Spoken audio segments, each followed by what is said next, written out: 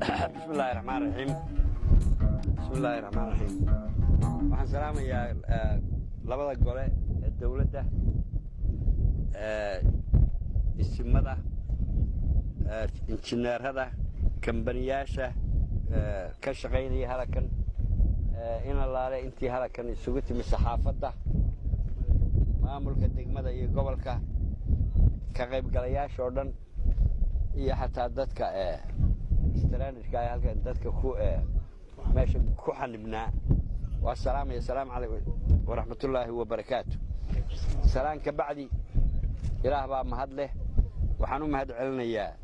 إن الله رأيتي كغيب قاتي ويقول الريان قد دي لما عابي إنشنير هذا كشغيري هذا كان بنياشو دي قاعدين ليدا in allaale intii ka qayb qaadatay oo fulisay ballantii aynu qaadnay oo ahayd 24 saacadood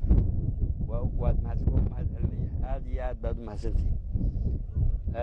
waxaanu sida laydin sheegay aanu ballan qaadnay inaanu haadiyo habeen aynu shaqayno oo waxaan kale u mahadcelinayaa iyana sinu chief oo leeyahay 400 iyo siyaado baabuur baa 5 beri iyo wax ka badan taagnaa dadka marti galiyay soo dhaweeyay ee culayska qaabilay aad iyo aad baan ugu mahadcelinayaa waad mahadsantihiin waa sidii la arki jiray waxaan hadda inoo taag waxaan wadadii baan hadda furaynaa officially baan u furaynaa waxaan ku raacsanahay wasiirka arrimaha gudaha iyo wasiirka hawlaha guud in habeenkii la xiro baabuurta ay joogsto waayo khatarteeda badan habeenkii ama meel maxay tahay wax khiyaameynaysa oo maxay tahay been sheegaysa oo dusha ka daboolan hoostana ka maran baa jirta ama waanay iskuba dhaafi karayn marka saynu khataraha uga digtoonaano uga badbaadno habeenkii waxaan rajaynayaa in la xiro meelaha lagu xiro tuulooyinka intaasi waa wadadii waana inoo furayaa officially waa inoo furayaa waxaan kaga faa'iideysanayaa arrinaan maqlay oo Muuse Bixi uu baan saaray sanaag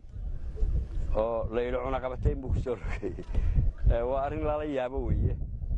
cunaqabatayn mana saari karo ilaahayna ma saarin waxaan farayaa hay'adaha iyo uu beenta u sheegayay iyo dawladda Puntland in si degdeg ah looga hawl galo oo hadduu isagu saaray inagu aan maxay tahay assessment-kii la sameeyo